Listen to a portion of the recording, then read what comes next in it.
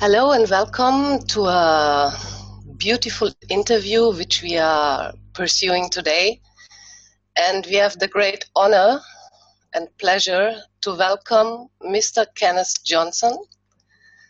And don't know where to start, but with his personal journey. And we are looking forward for a teaching as well of Mr. Johnson.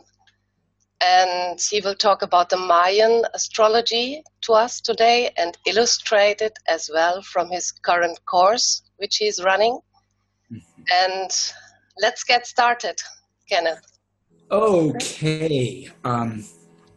First of all, I was definitely not raised in an astrological environment. I came to it during my university years when I found out that I had an affinity, if you will, for symbolic languages. My first real contact with astrology was with Western astrology. During a brief interlude when I left the university and lived in Europe, I discovered Western astrology, and it was some years later that I was finally able, after much searching, to begin discovering information about Vedic astrology. And I think I had always been headed in that direction. I grew up in South California, where there were a large number of Hindu teachers, temples, meditation centers, anything that you care to mention. And I'd always been aware that there was a complex astrological system in India, but when I was young, there was, as of yet, very little way to contact that information except to go directly to India. When I began to study Vedic astrology, I soon found myself in a marvelous situation, which was editing the books of Bipin Bihari, which have now become very well known throughout the Vedic astrology world. How you came in contact with Mr. Bihari? How did you met him, or how you came in contact with that? It wasn't really a meeting per se. I was living in Santa Fe, New Mexico at the time, and it became known to David Frawley that I had a background in proofreading and copy editing, and that I also had some familiarity with Sanskrit. So I was asked to be the copy editor for the American editions of his work. And during that time, I had a very wonderful correspondence with Mr. Bihari himself. And what drew me initially to his work was his extremely detailed information about the nakshatras. And that was of special interest to me because, as I said, this began with a fascination for symbolic languages. And the symbolic languages, to me, always included mythology.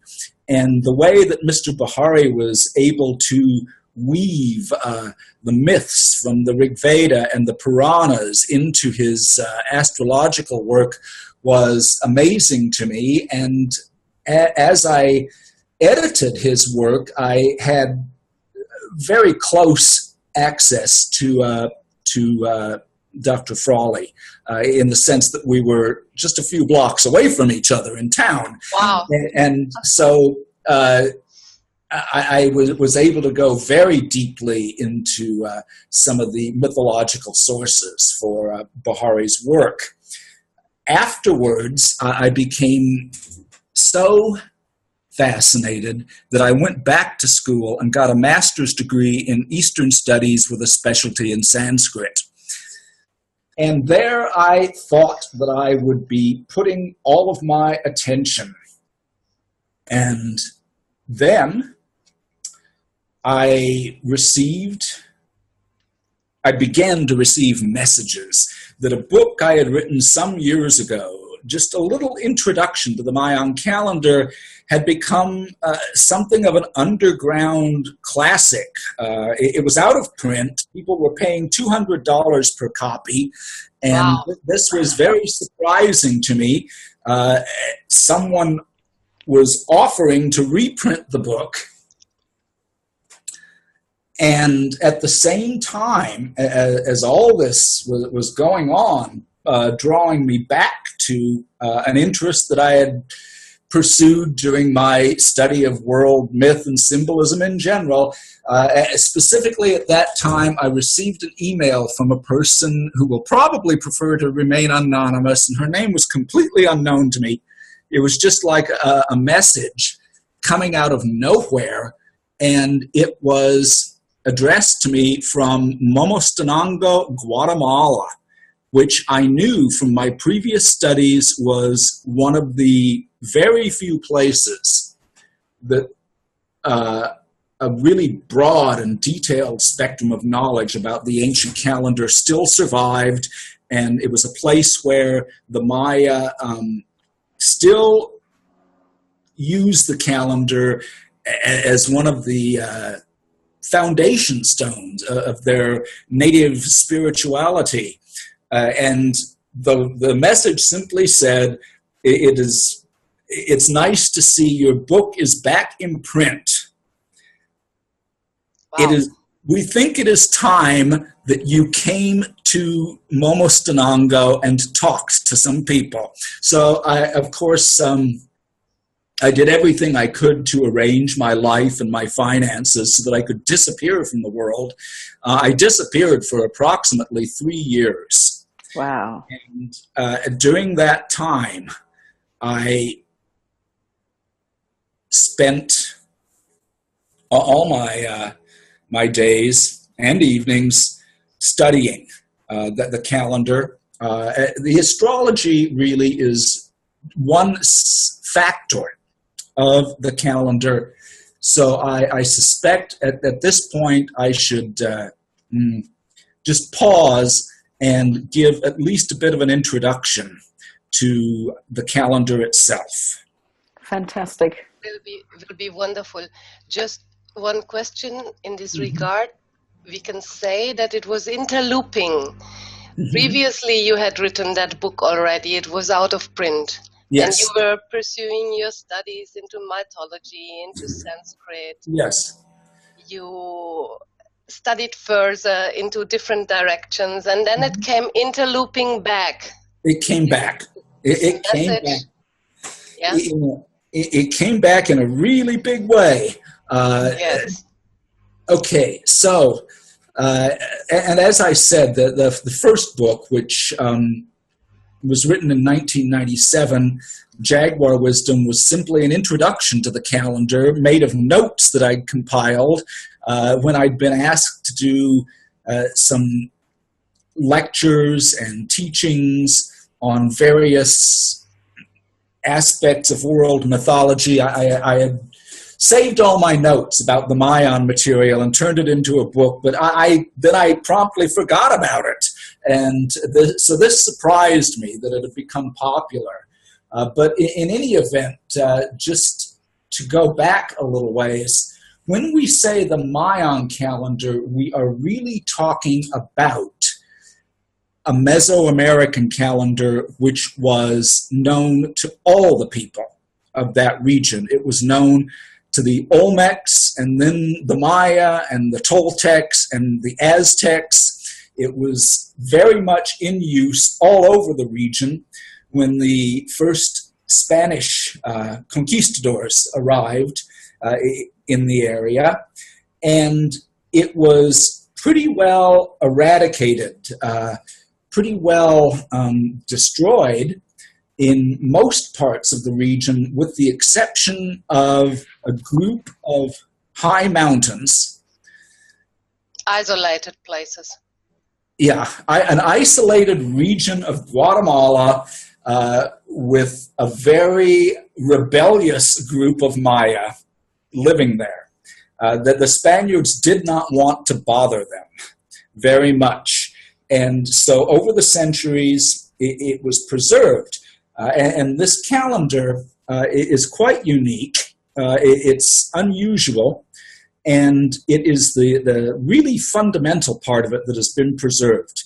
Not always the exotic parts of it, which have gained so much attention to the outside world, but fundamentally, we are dealing with a system of 20 days, and each day has a special name, and it has a special myth that goes with it. And as with most systems of mythology and symbolism, you could go very, very deep with all of this. So we have 20 days. Today, for example, is 13 Ach. Ach represents the corn stalk. And the corn stalk takes us immediately to the myth of how the hero twins who created the universe planted a corn stalk in the house of first grandmother and then told her that if the corn stalk blossoms and ripens, it will mean that they have conquered the lords of the underworld and created a new heaven and a new earth. If the cornstalk withers, they have been defeated. So the cornstalk, of course, blossoms. And for each of these 20 days, there is always a myth. There is always a large system of symbolism. There are also 13 numbers. So obviously, we can count each day. Tomorrow, for example, will be 1 Ish, which is to say 1 jaguar. Then after that will be 2 eagle. Then 3 Achmach. There's no real good translation for that. Then so on and so on. And then clearly the 13 and the 20 will have to combine. If they combine, we will end up with 260 days. I've never understood 13 times 20. That will compare 1 year, 260 days.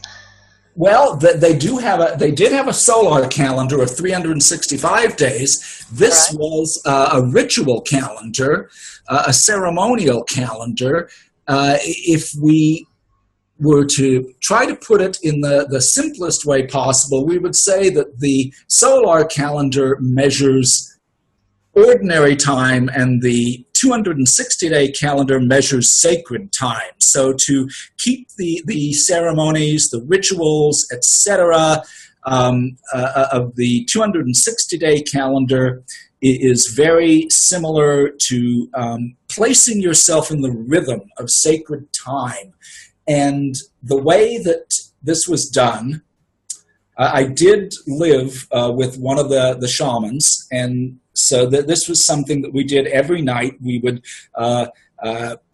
welcome in the day that was about to begin. It is very... In the night you do this? In the evening, yes, at sunset. Oh, wow. I'll explain a little bit more about that. Yes. And the offerings were, again, this reminded me strongly of India in the sense that everything is flowers and a bowl of water, candles, incense, and with these... a peaceful attitude? Peaceful attitude. Yes. Grateful attitude. Oh, yeah, grateful.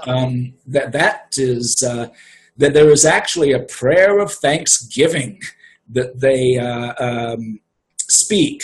And here is another way that I was just amazed to live in this society, what they would chant every time they did ceremony.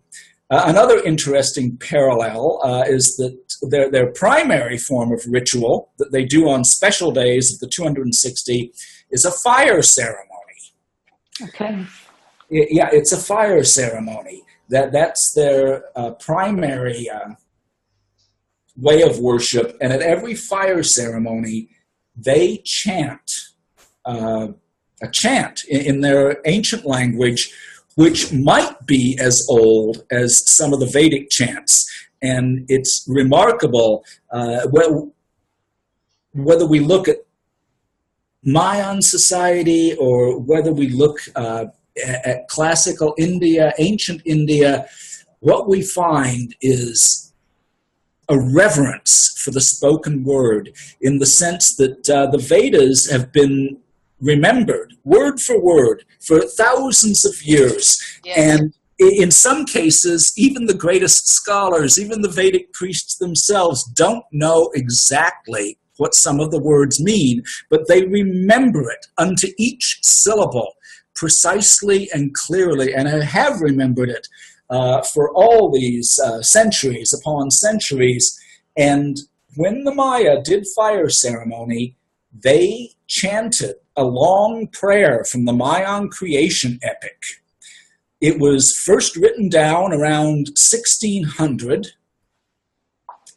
and we have found sculptures, references in the hieroglyphics, all kinds of things, which tell us that this creation epic has been around for some thousands of years.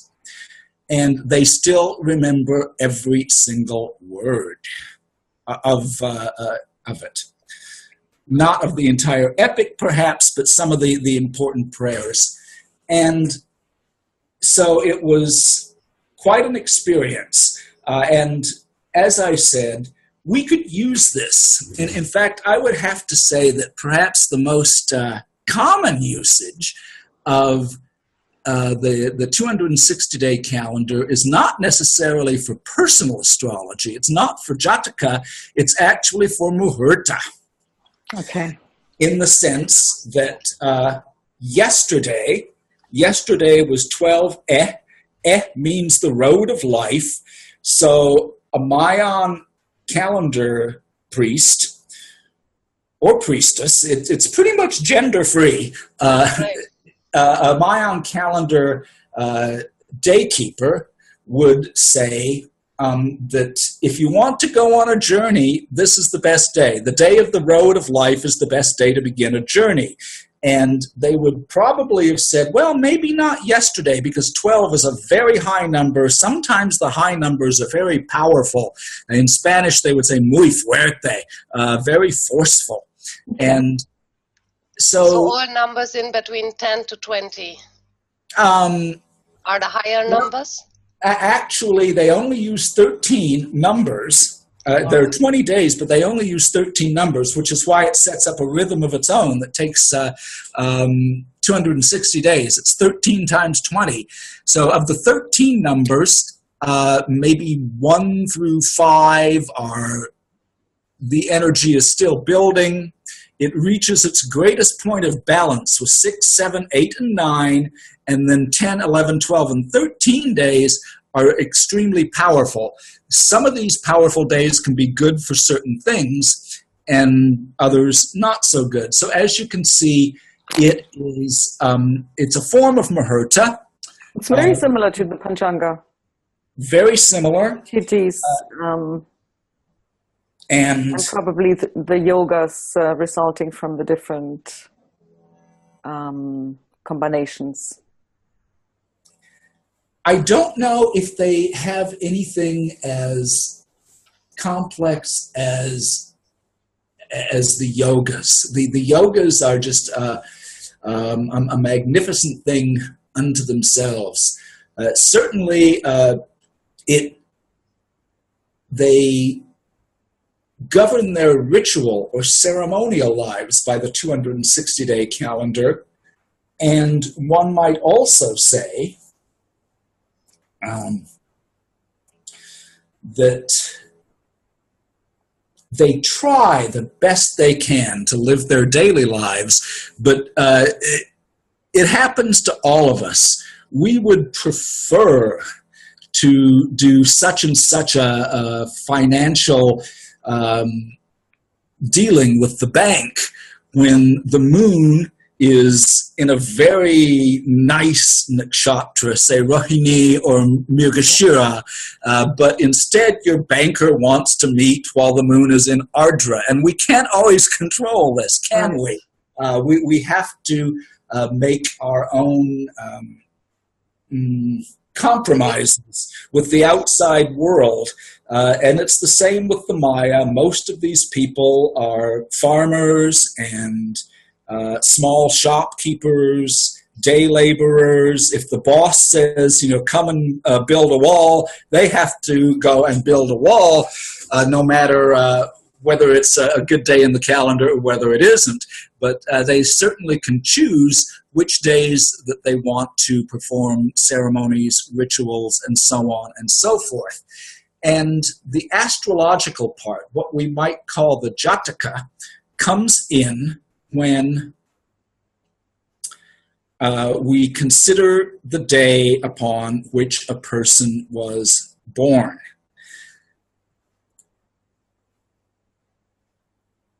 There would be a large difference. Go ahead.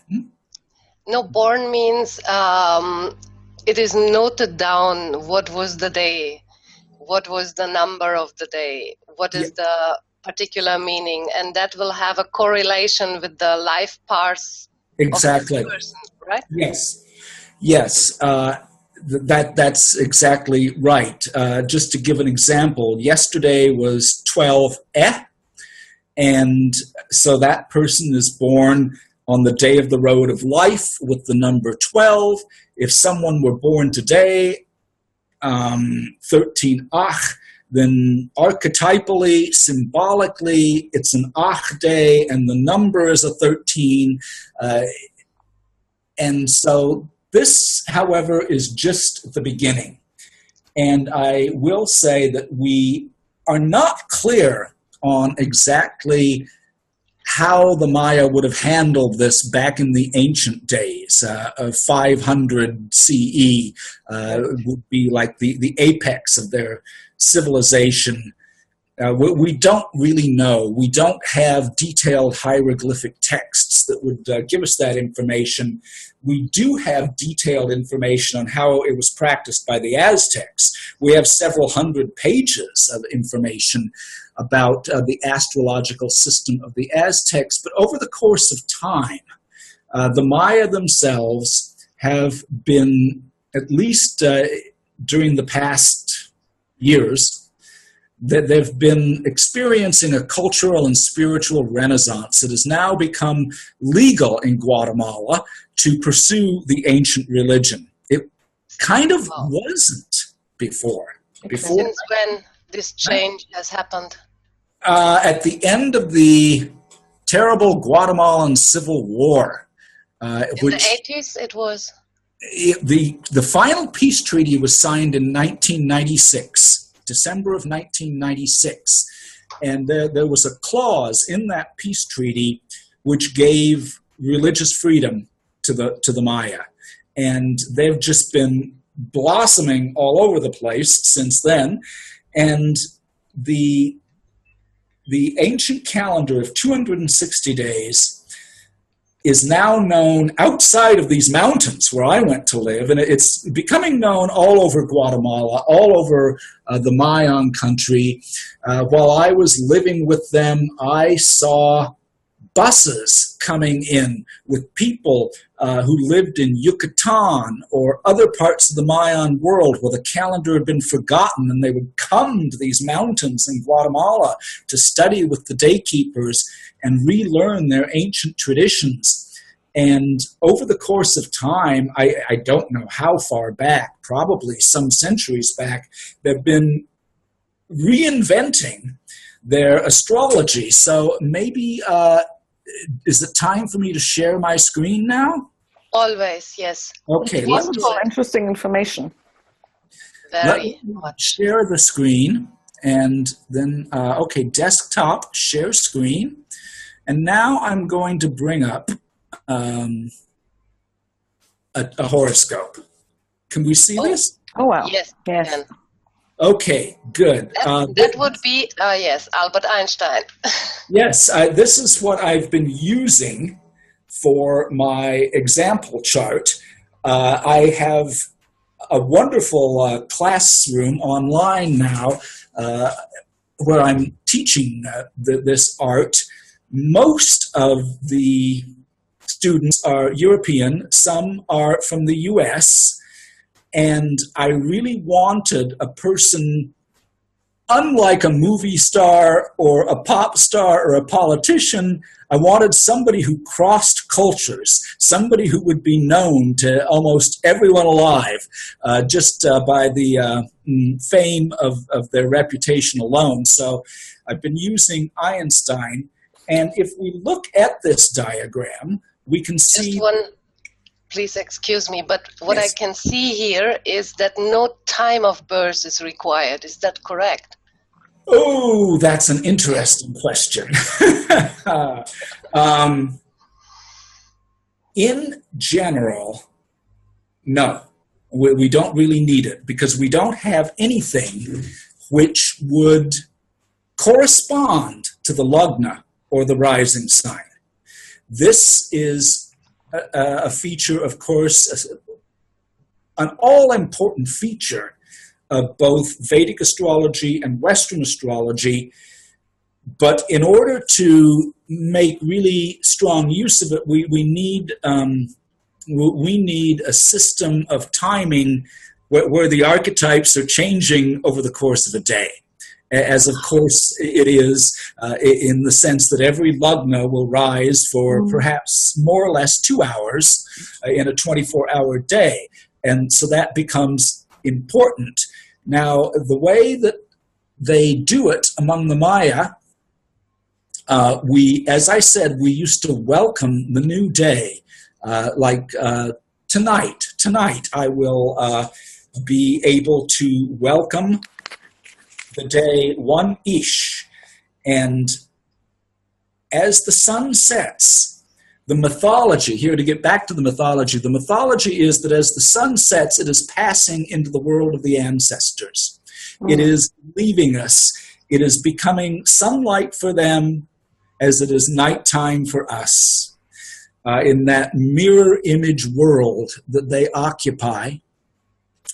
And as the sun passes deeper and deeper into the world of the ancestors, the power of the new day will go stronger and stronger.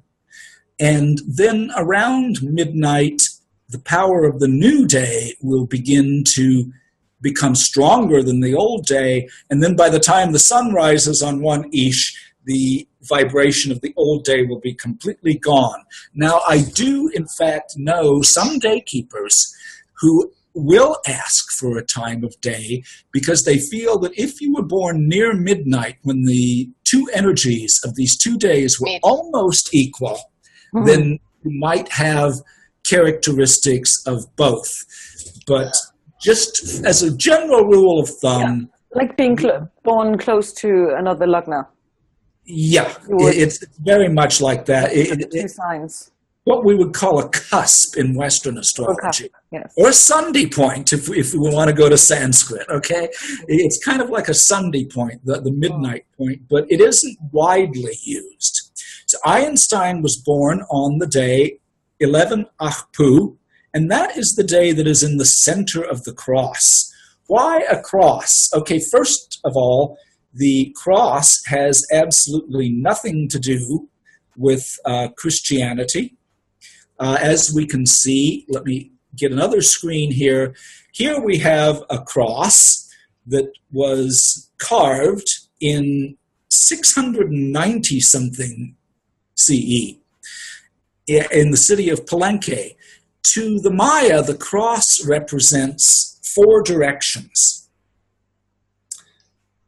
And the diagram that you see is a little bit confusing for most people because it is reversed. Right is left and left is right because it is as if we were looking in a mirror. So if we were daykeepers, if we were celebrating a day of the ancient calendar, we would be facing east towards the rising sun. In the east is our future, Where we stand is the present, and behind us, the west, where the sun sets, is the world of the ancestors. Then we have a right hand and a left hand. And in Mayan thinking, we do have two polarities, very much like Purusha and Prakriti, or Yang and Yin. We have the same polarities. Some of the day keepers that I encountered and spoke with actually were enthusiastic readers of books on comparative religion and comparative spirituality, and they said that I might as well go ahead and use terms like yin and yang because everybody in your world will understand what you mean. But it is very much so. And so he was born on the day 11 Achpu, but behind him there is a sign at one end of the cross, three, and this will represent the West. They call it the conception sign. It is everything that we bring with us into this lifetime from the past. And I know it sounds like I'm inventing all kinds of New Age parallels which may not exist, but I'm not. The Maya actually do believe in reincarnation. It's very clear they actually use the Spanish form of the word reincarnación.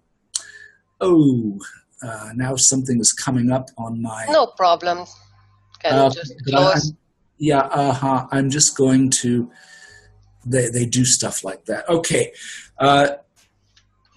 So, yes, we do bring in a karmic inheritance from the past. They did use the word reincarnación very clearly in Spanish. And they actually have some of their shamans who will look into the eyes of a baby and say, ah, yes, the spirit of your great-grandfather is returning. Wow. They actually do things like that.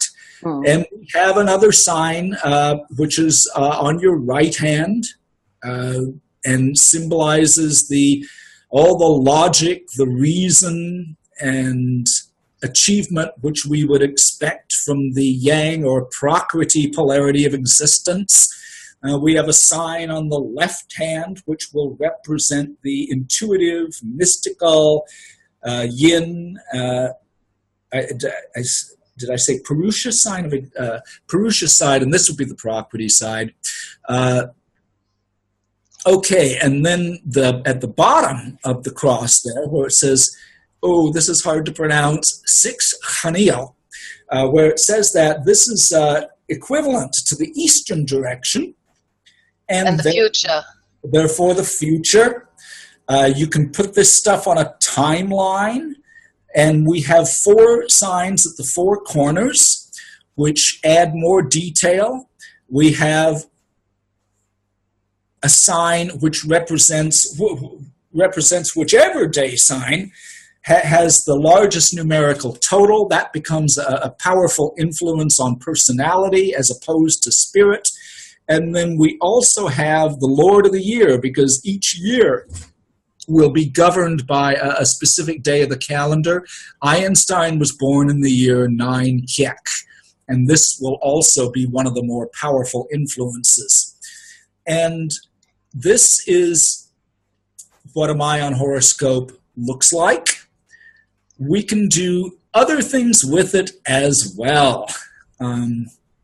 Just a question here. Yes, of course. Because we can see the number down and the day pronounced, yeah? And above that, we always have something that looks for me similar to a I Ching, you know? I Ching, right. Yes. Oh, yes. Okay. Stars and dots. Yes, that is actually the way that that shows us the way that the Maya write their numbers. This is very old. I believe I've seen examples that go back to go back to a BC dates, actually. Yes, I think the earliest date that we have in this system is from 300 and something BC. A bar represents 5. 5, right. A dot represents 1. So for 9 Tehesh, we have a bar for 5, and then 4 dots. 5 plus 4 is 9. For 10 Kame, we have 2 bars. And these are the way that numbers were written by the classic Maya. It's really, really easy to learn. It's very simple, yes. It's very simple. When you get to 20, it's almost as if you're going back to 0. They have a symbol. This is another wonderful parallel.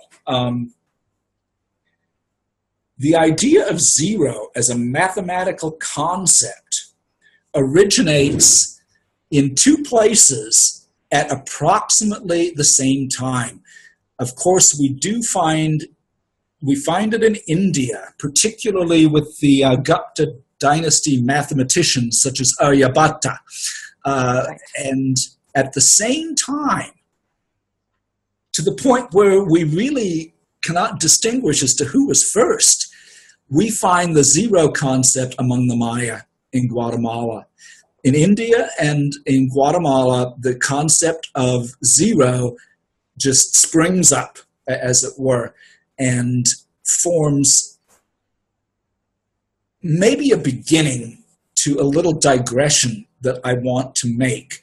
I've been talking here about the most fundamental form of the calendar, which is the 260-day cycle, but we could mix that with the 365-day years, and we could come up with different ways of recording time.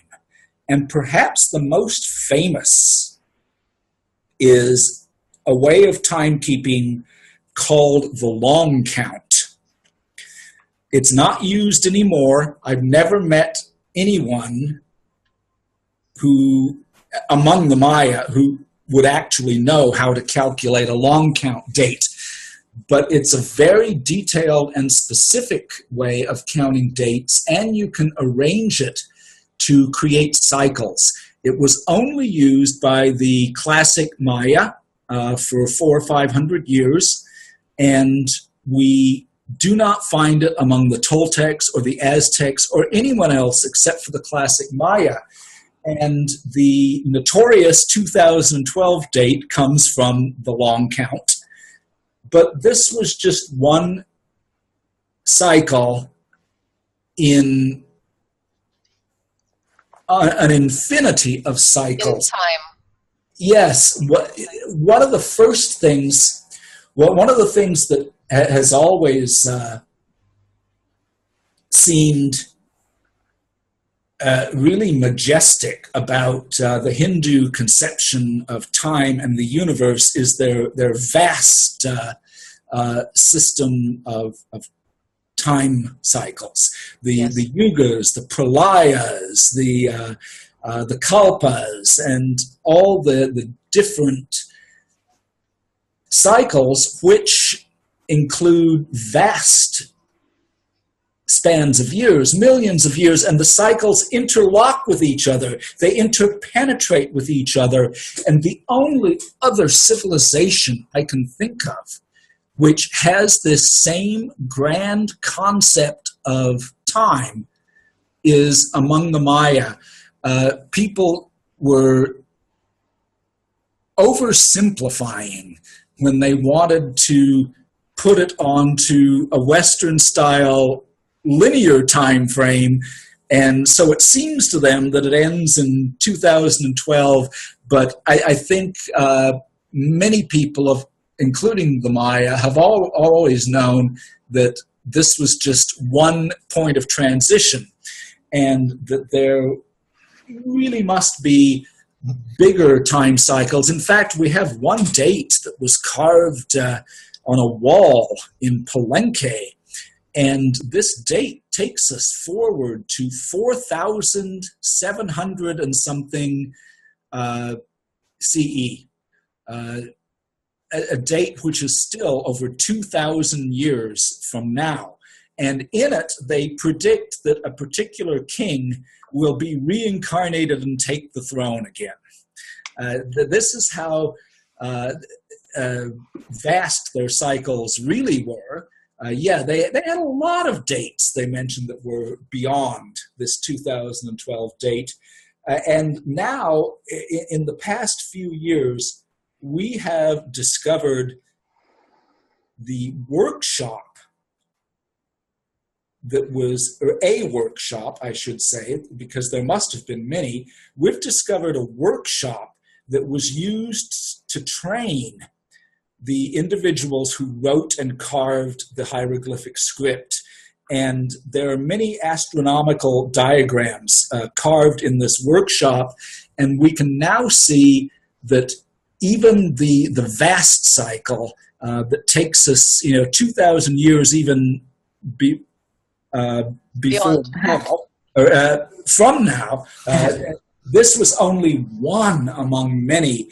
This discovery is so new that we still haven't completely mapped it all out, but the Maya had a system of cosmic cycles which can be compared only with India in its vastness and in the sheer number of cycles interpenetrating and going on for millions and millions of years. We expect in the next few years to know a lot more about all of this. But as I was saying, there's more you can do than just personal astrology, and I'm going to move forward. Actually, I need to get into a whole different presentation. Okay, here we go. And yeah, I'm getting there now.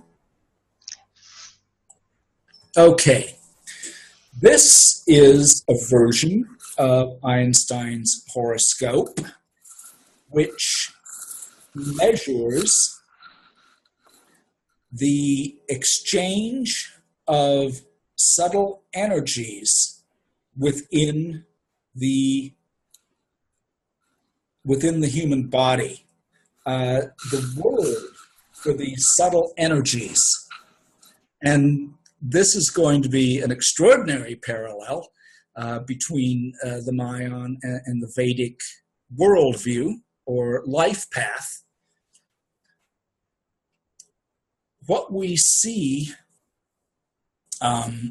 here with these red arrows is the flow through a birth chart of the energy called Koyopa. And Koyopa is a word which, in its simplest meaning, merely refers to lightning. If you were visiting someone's farm and the farmer says, "Oh, there's some lightning on the hilltop. I wonder if it will bring rain."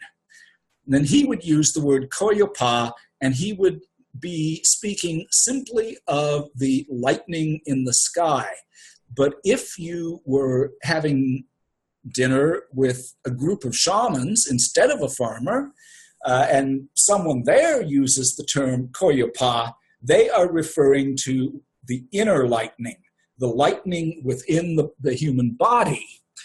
And you can actually see the visible effects of Koyopa, because at times when they are doing ritual, the shamans will begin to shake or quiver somewhere, perhaps in an arm or a foot, and they say, "Oh, the Koyopa is waking up."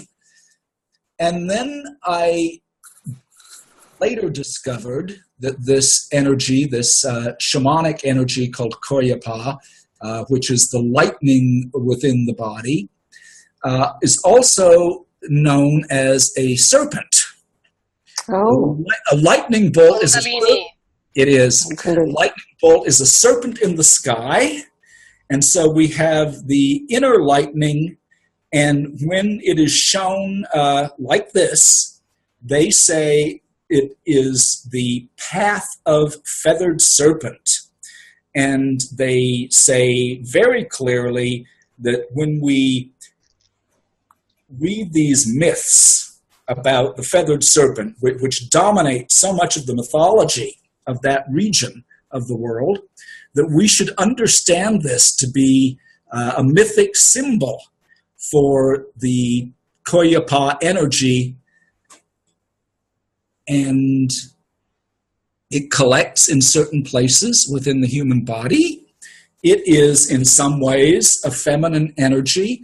I remember approaching one of my teachers, the one who had perhaps the broadest knowledge in other world religions, and I said, "Oh, Don Rigoberto, I'm wondering about this Koyapa. Is this what I think it is?" And he just laughed at me and he said, "Snakes, lightning bolts, feminine energy collects in various places in the body." He says, "What else could it possibly be?"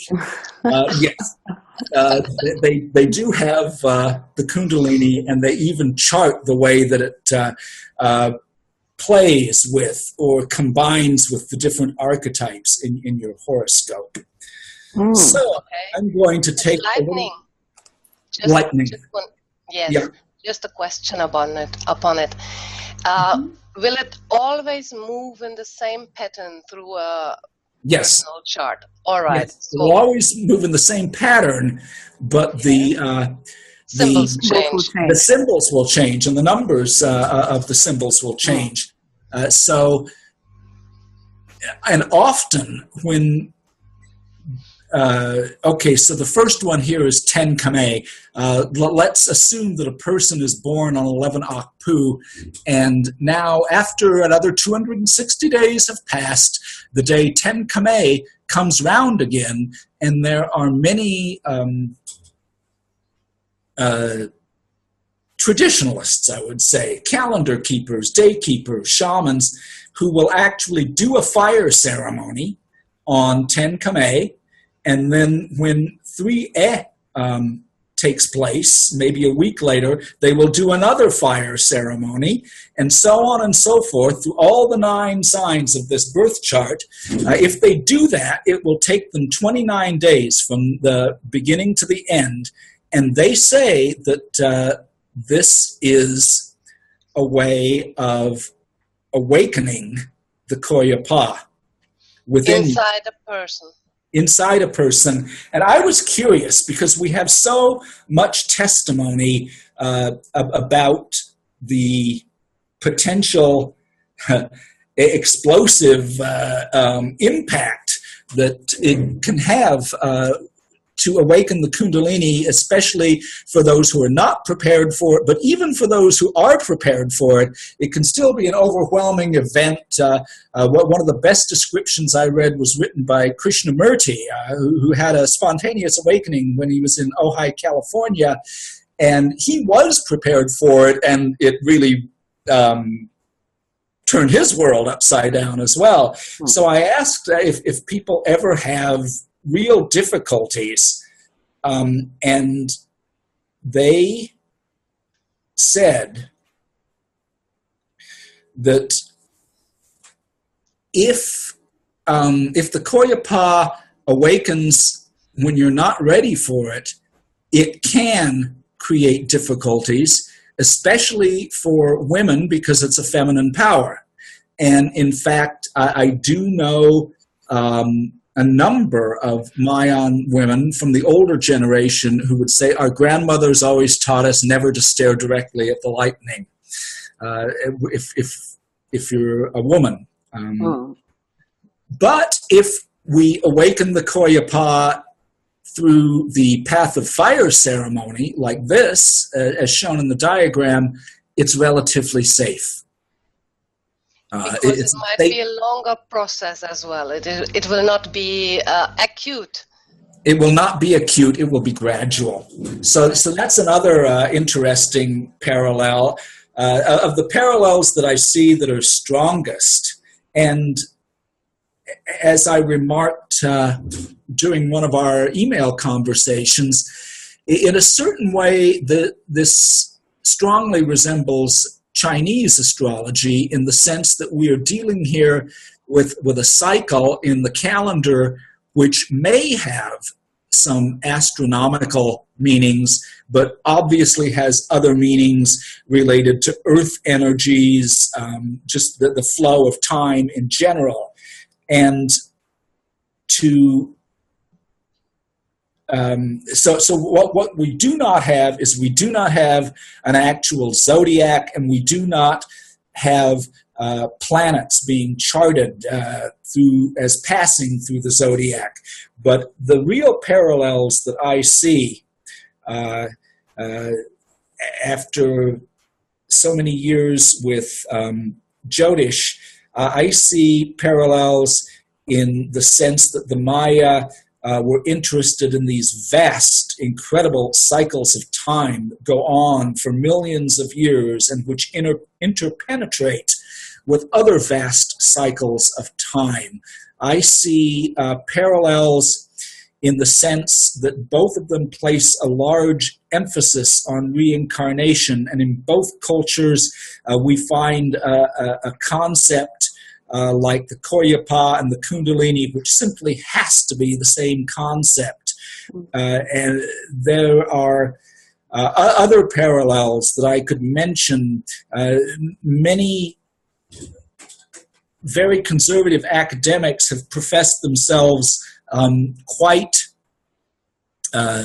baffled by the fact that you really, until you get up close and look at the faces on the statues, you can't really tell the difference between a temple from one of the Hindu colonies in Cambodia, such as Angkor, or a temple at Tikal and Palenque. They look almost exactly the same. And when I begin to contemplate these vast cycles of time and these ideas about energy within the human body, it becomes even more powerfully etched in my consciousness about how similar all human beings are when they intuit systems of sacred time and systems of astrology. Another thing that I should mention is that just as we find all the mythology of the Rig Veda embodied in the nakshatras, even so, we find all the important aspects of Mayan mythology embodied in the 20 archetypal days. And this is one of the places where it goes really, really deep. Akpu, Einstein was born on the day Akpu. That is called Ahau in some other Mayan languages, and it is the archetype of the hero twins themselves who created this new universe. Tihash is a day sign which has to do with one of the houses in the underworld, where the hero twins had to pass through this house and come out the other side in order to continue with their work of creating a new reality. All the 20 signs are based on myths that can be found in the Mayan creation epic, just like all the nakshatras have some kind of origin within the Rig Veda. And in that sense, it goes very, very deep. So this is my introduction. Where should we go next? Yes, Brilliant. that is, Absolutely brilliant.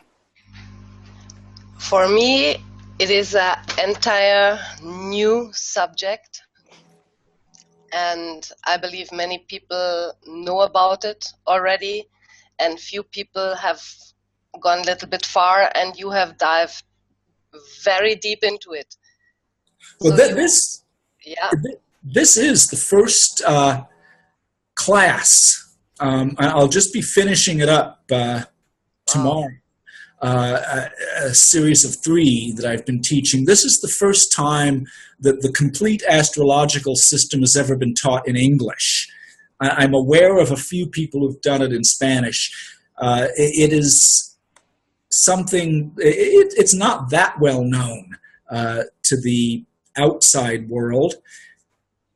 It is becoming almost a household form of knowledge in Guatemala itself. So yeah, this it's new and it's old. It's new and it's old. This verse chart talks about one particular incarnation, as we said before, that the Mayans, similar to the Indians, believe into reincarnations and lives after lives. And yes. Well, it seems like that all ancient civilizations had this knowledge. Somewhere they do. Even sometimes we find it, as we do in India and among the Maya, we find it as common knowledge, known to everyone. Sometimes in the West, you can find it. You can find it in Pythagoras. You can find it in Plato.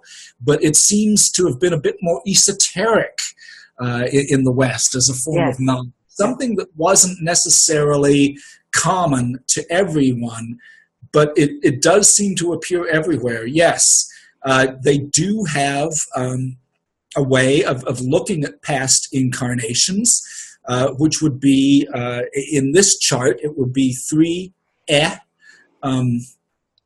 the world of the ancestors. The world of the ancestors. So it's interesting. Is, of course, the road of life. And as I said, the best day to begin a journey. And we know that this particular individual, Einstein, lived in many different nations. He was born and grew up in Germany, which was not particularly comfortable for him at that time.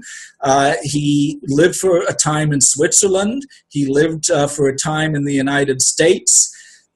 This tendency for wandering then, for living as an expatriate in different countries, is a karmic inheritance that he brings with him from past lives. And we can see that because the day sign of wandering is a movable energy. In his past, yeah. It's in his past.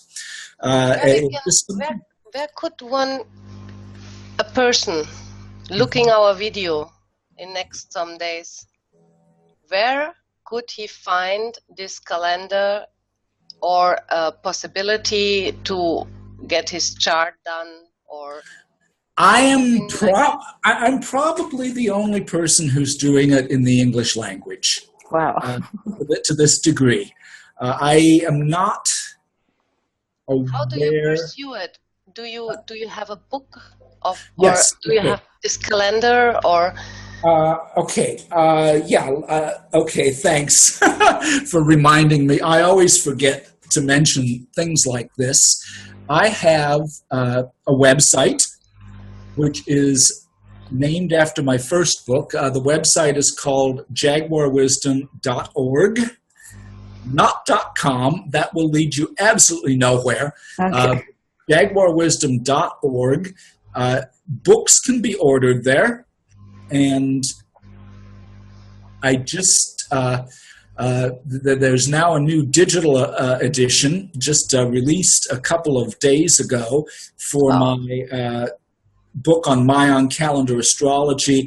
After the first book, Jaguar Wisdom, was reprinted, I went on and wrote several more books based on the knowledge that I learned from living in Momos Denongo for 3 years. Mayan Calendar Astrology is one of them.